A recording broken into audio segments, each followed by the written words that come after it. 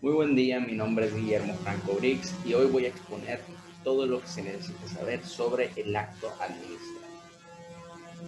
Primero vamos con lo más importante sobre este tema, que es definir o conceptualizar qué es el acto administrativo, qué es esto exactamente. Lo primero que vamos a decir es que tenemos tres conceptos diferentes para ampliar un poquito el conocimiento sobre este tema, sobre este mismo concepto, este acto administrativo del que vamos a hablar. Aquí el primero nos diría que los actos administrativos son aquellos que emanan de la administración pública y sirven de medio o de resolución para imponer su voluntad en el ejercicio de una potestad administrativa, es decir, que tiene que ver con la voluntad de la administración pública para imponer su voluntad en el ejercicio de la potestad en el ámbito administrativo. Luego tenemos también que el acto administrativo es una manifestación o una decisión emitida por una administración pública, como bien dice anteriormente en el primer concepto, a través de la cual impone su voluntad a los ciudadanos. Es decir, que la voluntad de la que hablábamos anteriormente en el otro concepto se le impone a los ciudadanos. Es importante saber a quién y sobre quién se ejerce esta voluntad de los entes administrativos de la administración pública. También nos dice es la exteriorización, de la voluntad de la administración. Esto quiere decir lo que ya estamos comentando, que aquí se exterioriza que un ente administrativo quiere ejercer su voluntad, que tiene la facultad para hacerlo, y coloquialmente dice que solo se entienden actos administrativos a los definitivos, en lo que ya entraremos dentro de poco tiempo.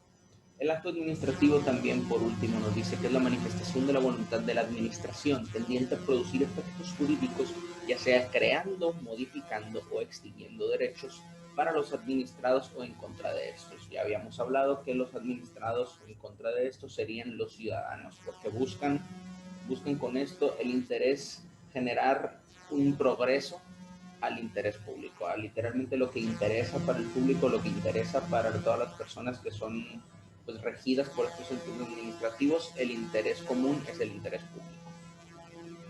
Vamos ahora con las características del acto administrativo.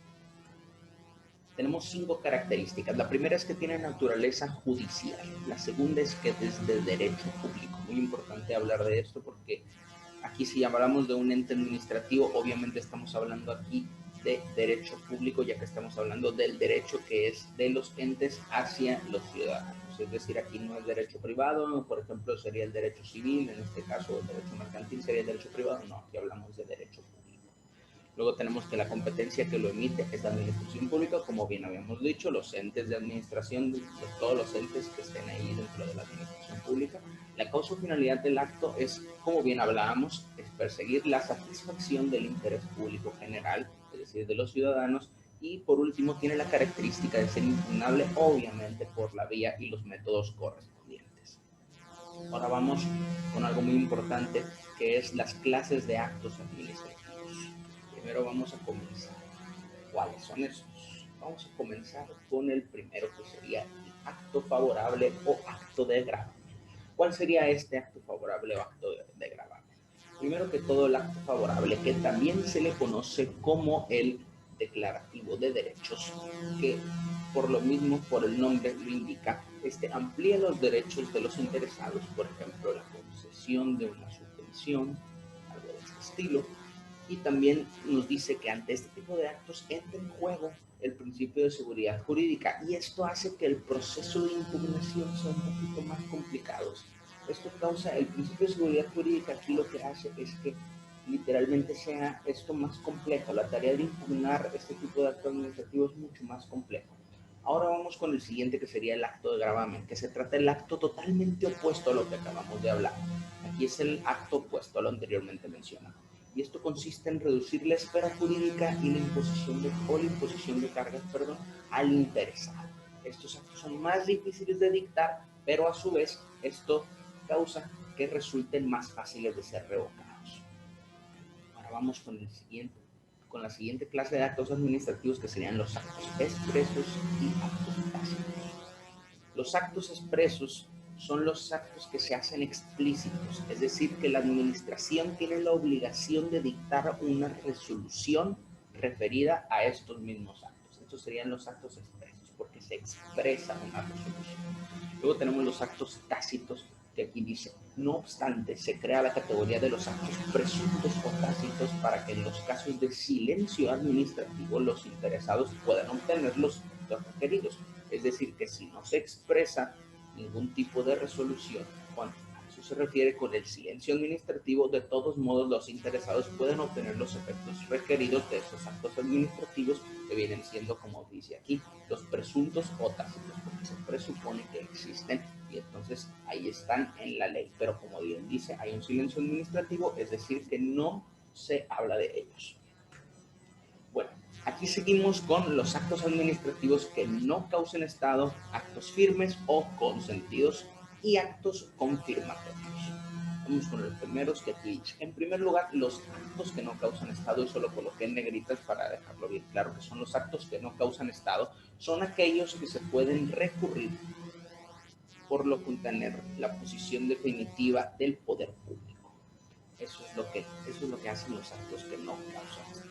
Son aquellos que se pueden recurrir para no contener la posición definitiva del poder público. Luego aquí, los actos firmes o consentidos surgen cuando los actos que no causan estado, es decir, los que mencionamos anteriormente, no se recurren a tiempo y adquieren firmeza. Es decir, que no se llega a tiempo con estos actos.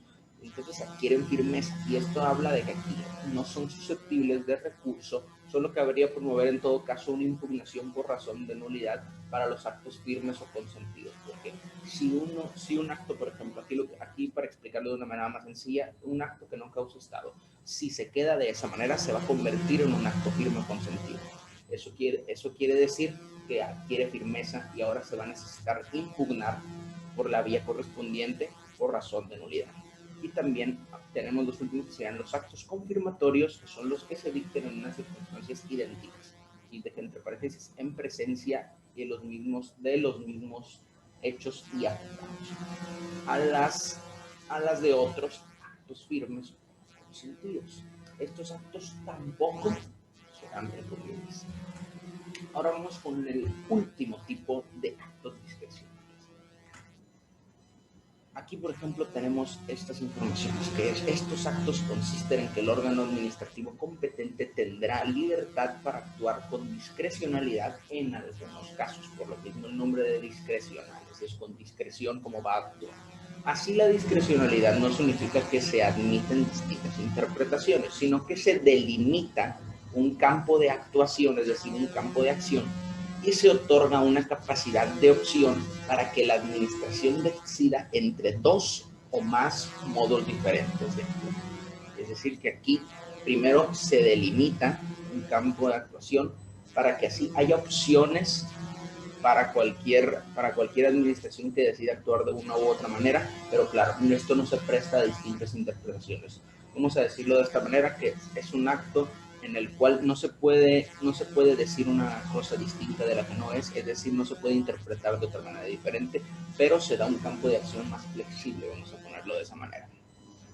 Aquí habla, por ejemplo, lo último es, sin embargo, el ordenamiento jurídico impone cierto control y algunas cautelas a estos actos para evitar posibles abusos de poder por parte del órgano administrativo, porque claro, si uno habla de un campo de acción, pero el campo de acción no se conoce y tampoco se puede prestar a distintas interpretaciones, entonces esto no se puede esclarecer. Es muy necesario explicar esto y dejarlo bien claro cuál es el campo que tienen pues, los entes administrativos para ejercer su accionar y su voluntad, porque si no se presta, como dice aquí, a posibles abusos de poder por parte de cualquier órgano administrativo o cualquier ente administrativo. Entonces es muy importante como que esclarecer esto y dejarlo muy claro cuáles son los campos de acción que hay en este tipo de actos. Pero bueno, eso sería todo por mi parte. Muchísimas gracias